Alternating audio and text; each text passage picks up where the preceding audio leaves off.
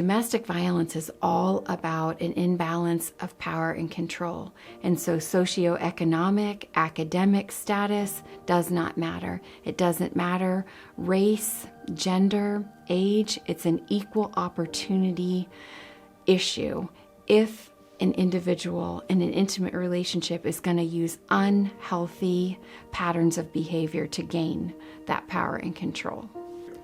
So Family Violence Prevention Center designed ourselves in a very unique way. We are a disclosed location, so that allows a survivor to come directly to Family Violence Prevention Center any time of day or night and say that they need help.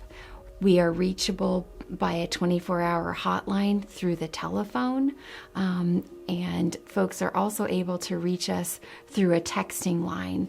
Family Violence Prevention Center is able to provide different levels of support to survivors. Our case managers help our survivors basically with kind of the nuts and bolts of life.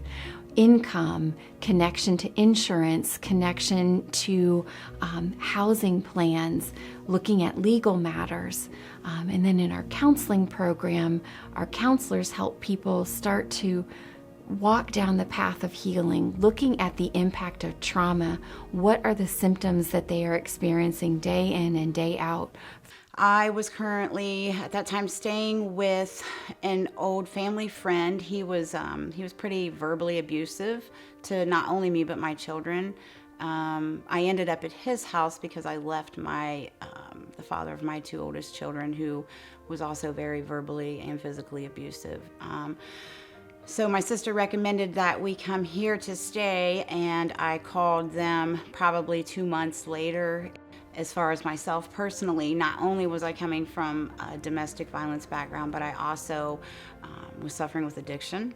So they connected me to a local treatment facility here in town as well.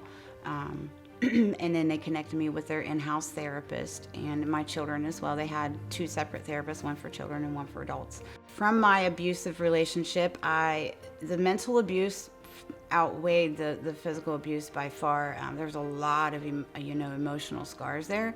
I had no self-esteem, no self-worth.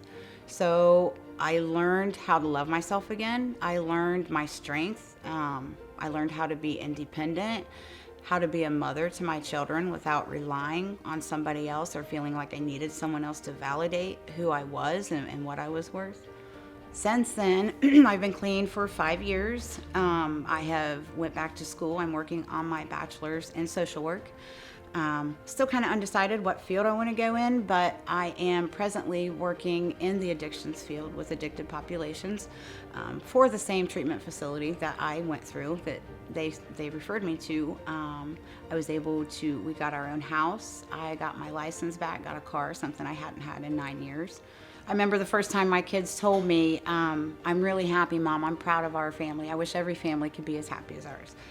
We were still staying here when they told me that, and that just brought sheer joy. Like, it gave me goosebumps now thinking about it. To know that my kids are proud of me and can depend on me today is such a huge accomplishment and a great feeling for me, because there was a time when I couldn't even buy them a candy bar at the store, And now, we go on family vacations every year. I'm able to do things for them today. I'm able to be accountable. I'm able to be the mother that they deserve. And I have 2 grandchildren now too.